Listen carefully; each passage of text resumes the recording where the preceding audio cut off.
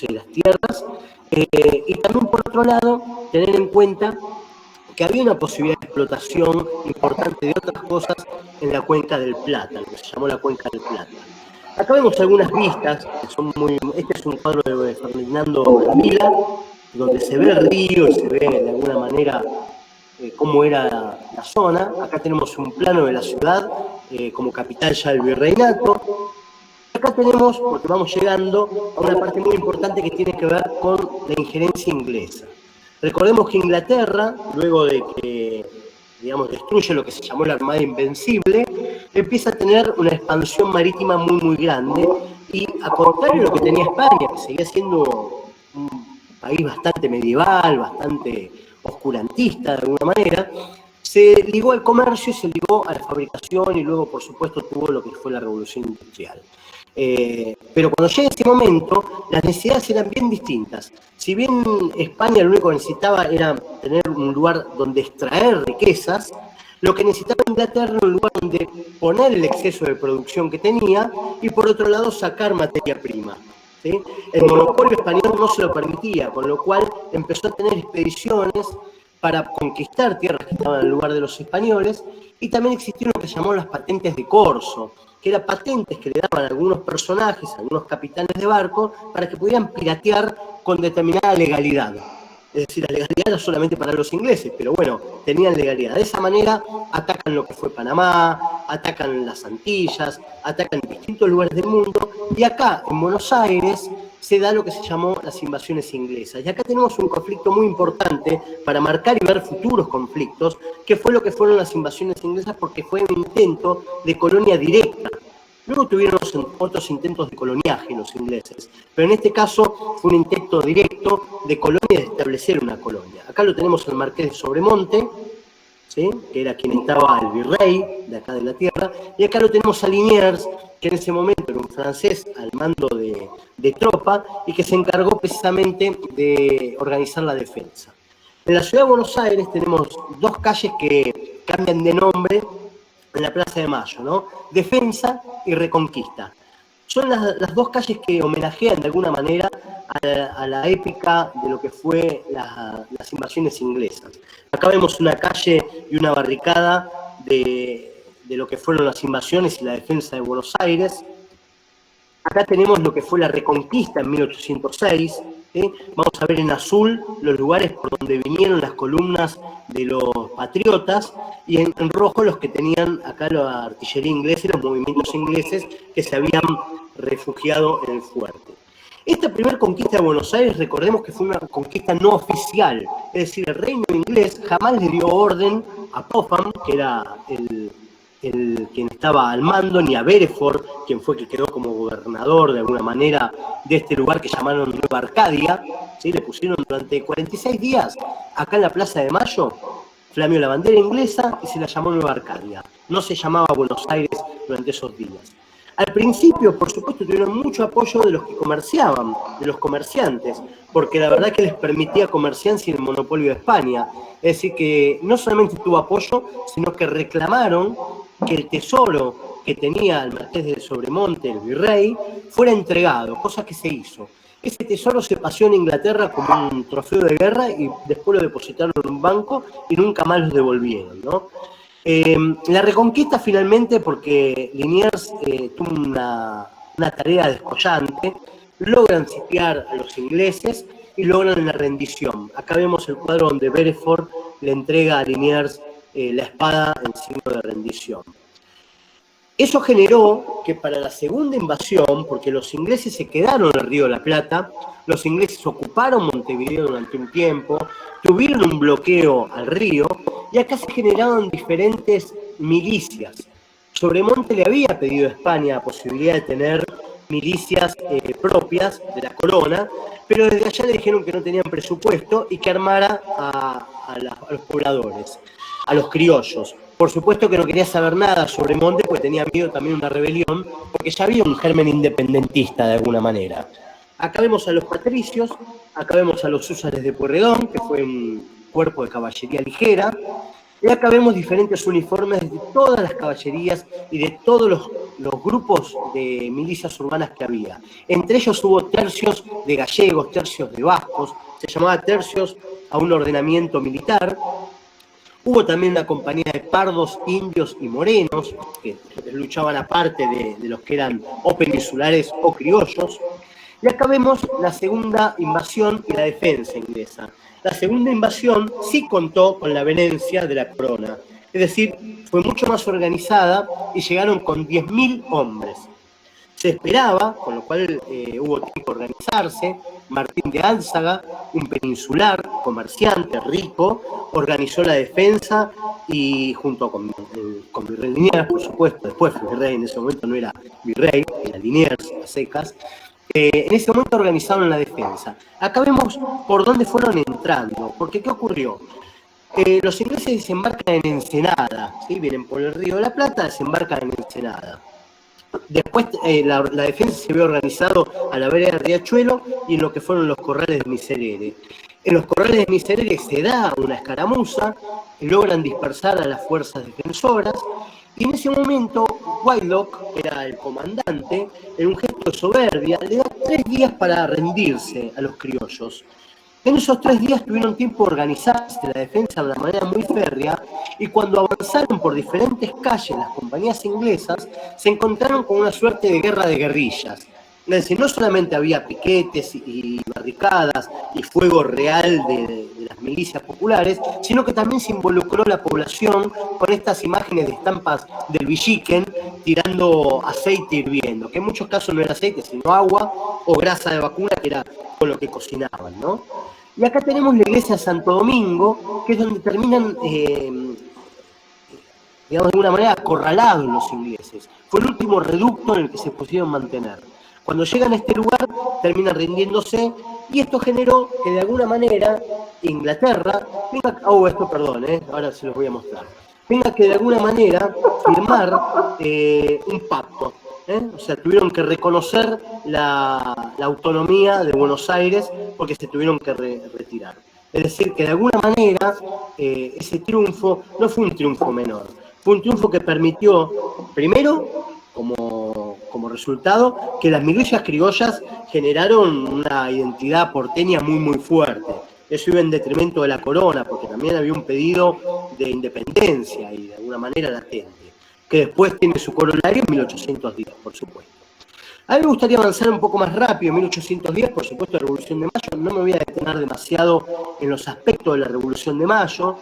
Sí les voy a decir, por ejemplo, que Belgrano, que en ese momento era parte del Consulado de Buenos Aires, cuando fueron las revoluciones inglesas, fue el único, ¿sí?, que no aceptó la capitulación ante los ingleses y se refugió en Montevideo. El resto todos aceptaron el pabellón inglés. Belgrano se fue y quedó y dijo la famosa frase: o amo viejo o ninguno.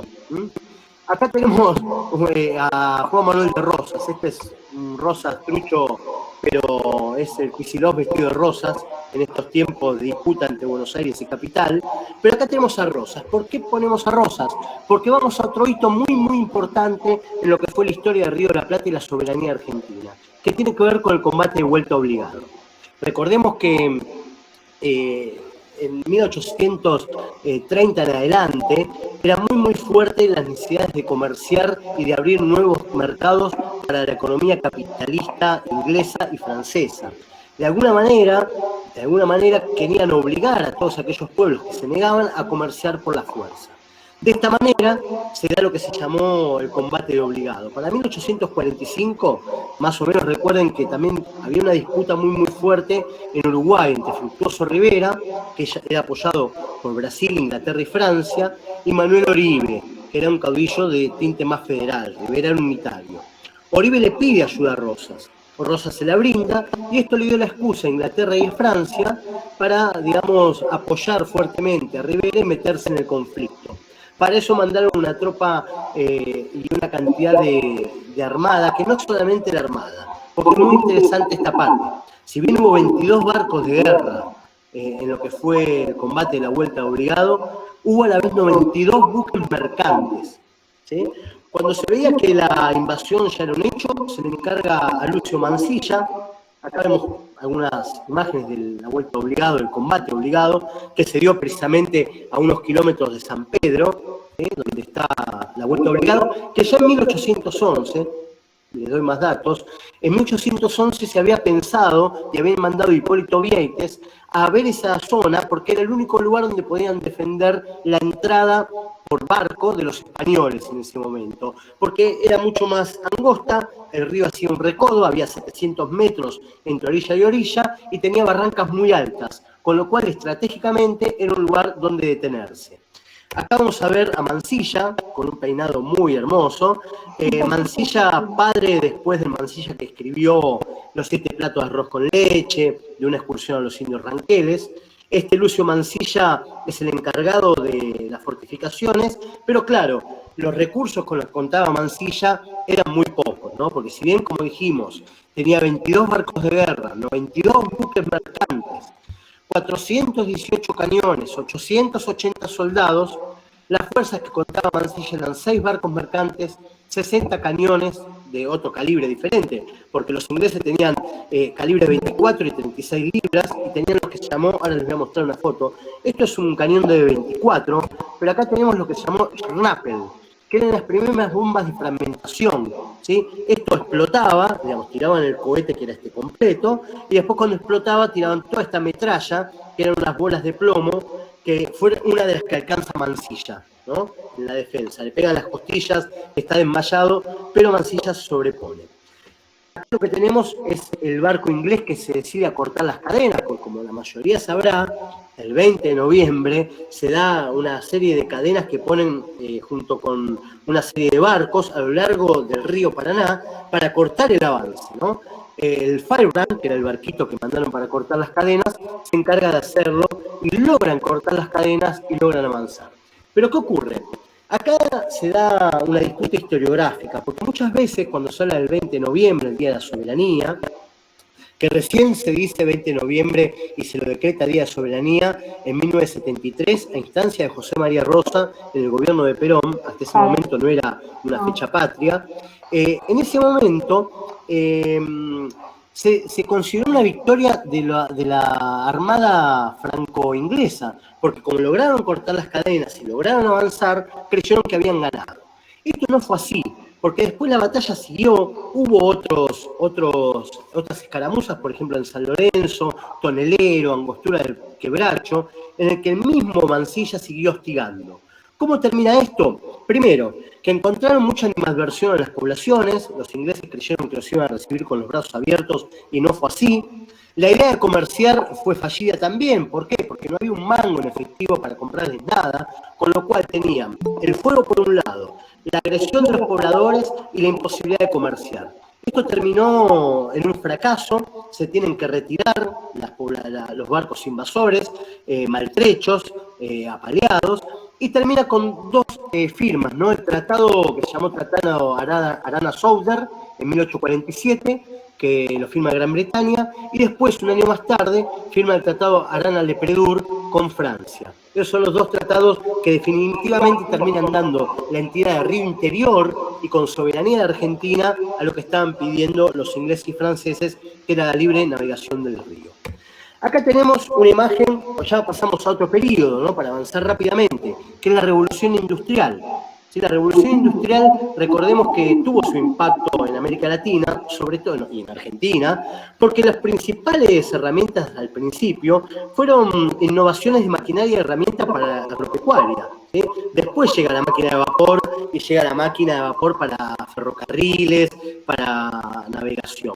Así que hasta ese momento Argentina también se nutre una proto-revolución industrial con los avances que tenía para la agropecuaria. Pero el primer elemento acá que tenemos que ver es que la exportación que tenía Argentina en ese momento era de saladeros, ¿sí? Tasajo, alimento para los esclavos del Caribe. Después, entre 1850 y 1880, acá tenemos las fábricas, ¿no? De la Revolución Industrial, y acá tenemos una locomotora, y acá un mapa de lo que era en ese periodo Buenos Aires, ¿no? Buenos Aires, vemos una Buenos Aires pequeña, relativamente pequeña, y dos partidos, San José de Flores y Belgrano, y Barracas al sur, lo que hoy por hoy conocemos como Avellaneda, que eran partidos aparte de la ciudad, ¿no? Recién en 1880 se hace la federalización de Buenos Aires. Pero bueno, había una necesidad de los ingleses de establecer de alguna manera un comercio más fluido con Argentina. Durante el periodo rosista eso estuvo, digamos, más estancado, pero posteriormente al rosismo, cuando acá ganan los liberales, se abre el comercio de una manera extrema y Argentina pasa a ser parte, dentro de un concierto internacional y una división internacional del trabajo, un país proveedor de materia prima, en detrimento de los países principales, centrales, que eran potencias industriales. Y acá viene el cuento de siempre, digamos, se llevan la lana y nos mandan el pullover. Acá tenemos lo que fue el auge de la lana, ¿no? Entre 1850 y 1900, que tiene que ver con la introducción de razas de lana más larga, mejores razas, exportación a Europa y Estados Unidos, la guerra de secesión en medio, que hace que, al favorecer a la escasez de algodón, favorece la exportación de lana, y un volumen de exportación que duplicó el de carne. Esto hizo que recién después de este auge de la lana, viene el auge de la carne congelada primero y después enfriada.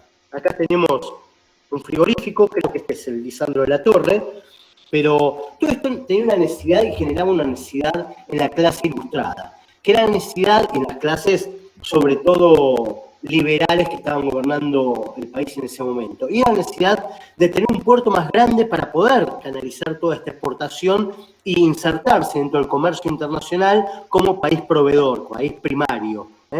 Acá tenemos cómo era antes del puerto la posibilidad de desembarcar. Vemos un caballito acá a lo lejos, cruzando el río, y unas carretas con ruedas muy, muy altas en donde desembarcaban la población. Estos son cuadros de Emerick Essex Vidal, ¿sí? Son muy, muy lindos, más allá de ser muy gráficos para mostrar cómo era. Bueno, acá se dio la necesidad de tener un puerto, y cuando se generó la necesidad de tener un puerto, surge una disputa muy, muy fuerte, que fue la disputa entre Madero y Huergo.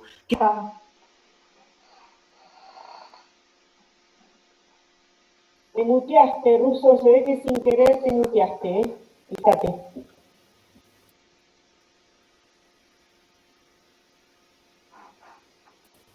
Ahí no estoy muteado, ahí estoy. ¿Me escuchan?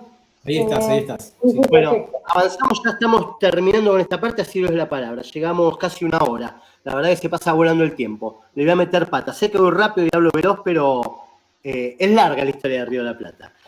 En ese momento, como les contaba, se dio la disputa entre Huergo y Madero, que eran dos formatos de puertos diferentes. Por un lado, Huergo, yo les voy a mostrar unos datos que hace el nieto de Huergo, una investigación que hace el nieto de Huergo. Él proponía un puerto al sur de Buenos Aires, teniendo la posibilidad que tenía las aguas profundas de la Boca y de ser un puerto natural de alguna manera. No lo era del todo porque tenía bajo calado, pero las posibilidades de hacer un puerto eran mucho más baratas y mucho más efectivas haciéndolo desde el sur hacia el norte, es decir, generar, acá vamos a ver una foto que les voy a mostrar, porque al principio le dan bola a Huergo, le dan bola, toman el proyecto de él, logran hacer un primer dragado de lo que era el riachuelo. Russo, sí. Russo, sí. Discúlpame, se achicó, no sé si es un problema mío, se achicó. No, la achiqué yo, la achiqué yo, ahora lo vuelvo a subir. Vale. Ahora lo vuelvo a subir y les muestro la foto que quería mostrar, que es muy interesante. Este primer dragado se logra hacer, le dan bola a Huergo, Huergo logra hacer un principio de puerto. Acá vamos a ver una foto de lo que es el Reina Margarita, un barco que logra entrar por primera vez al puerto en el muelle de la Boca. Es una foto de Samuel Wood, hermosa, coloreada. La foto original no es de color, pero logran hacer un puerto. ¿Pero qué ocurrió? Madero, ¿sí?, que era hijo de un unitario que tenía un comercio de exportación en Uruguay, presenta otro proyecto bien diferente y mucho más caro, porque si bien el proyecto de Huergo era teniendo un puerto natural, lo que quería usar Madero era un puerto, en lo que hoy por hoy conocemos como Puerto Madero, que era un puerto con docks, un puerto en eslabón que se le llamaba, no el puerto en espina de pescado que era el que proponía Huergo. Mucho más barato, uno valía 3 millones de pesos y 10 millones con 2 esclusas más que le iban a agregar, y el puerto Madero eran 20 millones. ¿Pero qué primó acá? Primero, que Madero era el hijo del vicepresidente Roca. Pellegrini, que era el hijo de Charles Henry Pellegrini, que había sido traído para hacer un primer puerto, y que cuando llegó acá se encontró que no podía existir la posibilidad y terminó siendo un gran ilustrador, el padre de Pellegrini, el presidente. Charles Henry Pellegrini era ingeniero y estaba a cargo de la comisión de ingenieros que tenía que dictaminar cuál iba a ser el puerto que iba a entrar en funcionamiento. A pesar de que hubo otra comisión liderada por los primeros ingenieros recibidos acá en Argentina, que fueron Huergo, White, y que tenían una comisión en donde dictaminaron que lo mejor era hacer el puerto de Huergo y no el de Madero, porque era más caro, porque implicaba tener un dragado del Río de la Plata que era muchísimo más costoso y generaba zonas pantanosas, y que de última no iba a ser un puerto que cumpliera las necesidades que tenía la patria de comerciar. Entonces, ¿qué ocurrió? Finalmente se le da el lugar a Madero para que se haga el puerto, se deja de lado el puerto de Huergo, y ese puerto duró muy, muy poco tiempo. Es decir, en 1897 se funda y en 1907 tienen que empezar las obras de Puerto Nuevo, porque el puerto Madero ya no servía más. Es decir, que fue un puerto totalmente, digamos, viciado en unidad desde el principio, tenía fin de fracaso, iba a fracasar ese puerto. Yo les voy a mostrar algunas fotitos del trabajo de Huergo, ¿sí? Y algunas diferencias entre ambos puertos. Miren acá. Acá tienen el que hizo Huergo y el que proponía Madero. Uno es lo que se llama espina de pescado o peine, ¿sí? En donde tenían un solo canal y entraban después, y el otro eran esclusas, que era totalmente necesario. Uno tenía una mayor longitud de muelles, facilidad de expansión hacia el norte, cosa que el de Madero no. Tenía esclusas y puentes giratorios, el otro tenía un malecón exterior de madera, y uno tenía acceso vial y ferroviario, y el otro generaba un pantano alrededor acá en todo el medio.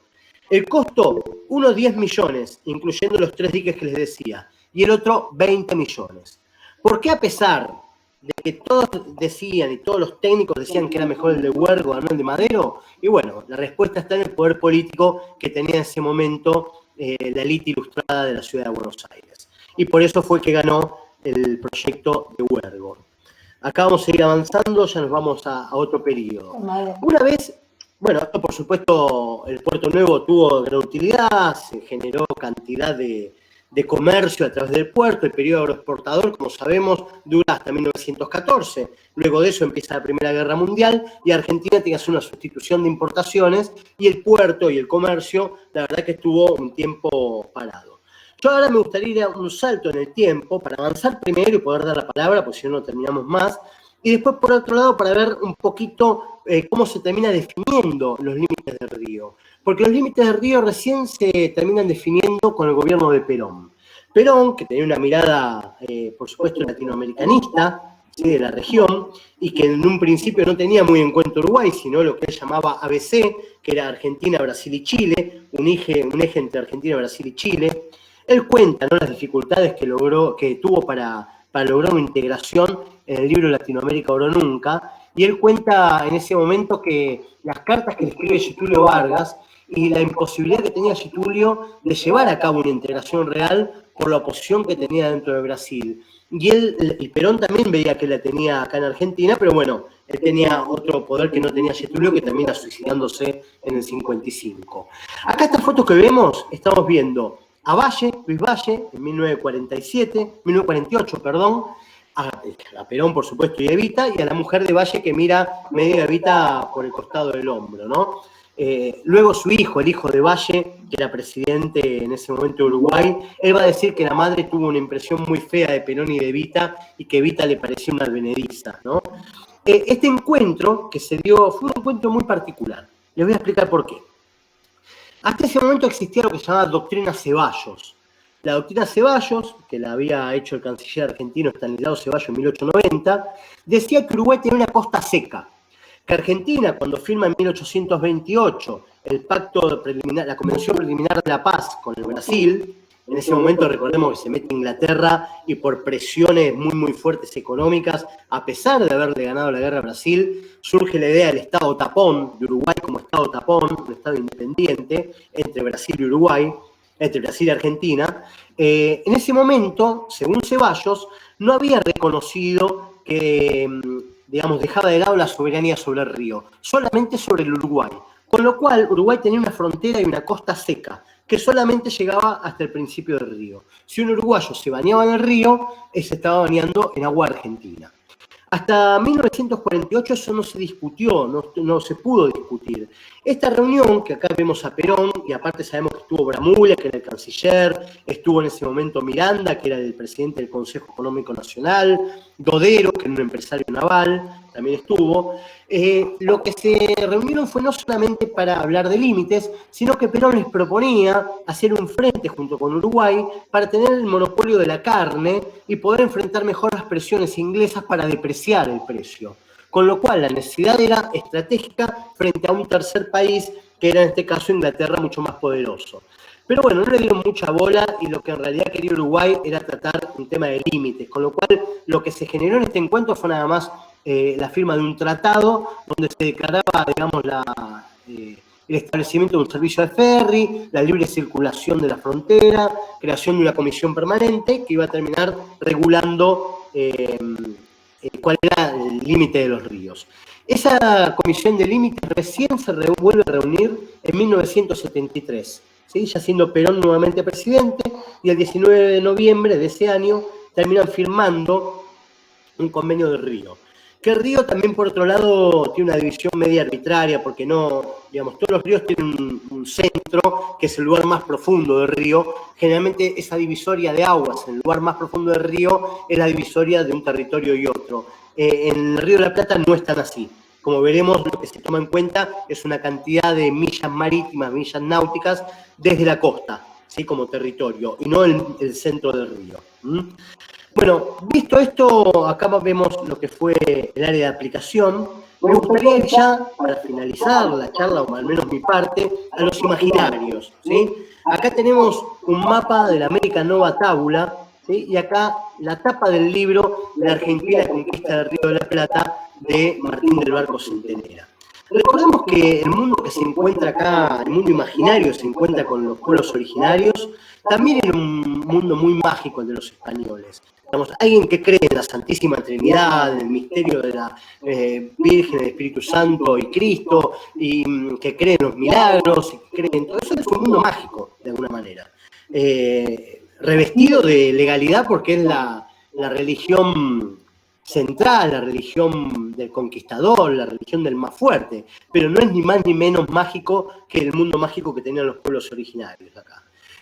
Cuando llegan acá los conquistadores y los cronistas de India, se encuentran con toda una cantidad de palabras y una cantidad de imágenes. Imagínense que los ríos de Europa eran muy pequeños comparados con los ríos de acá, los animales de Europa eran pequeños comparados con los animales de acá. Entonces se generan no solamente ideas extrañas, como por ejemplo algo muy interesante que dice, cuenta Martín del Barco Centenera en este libro, de 1602, ¿no? Habla de cosas, por ejemplo, una legión de demonios que va en una nave desde la India hasta España. En el libro habla de una mujer que es mordida por un pez que salta desde la sartén en que lo estaban friendo. O una tropa de monos que asiste al discurso de su jefe, ¿no? O sea, hay un mundo imaginario muy, muy fuerte. Se da acá, por ejemplo, el carbunclo. Martín del Barco Centenera habla del carbunclo, que era un animal que tenía en la frente una piedra de fuego, ¿sí?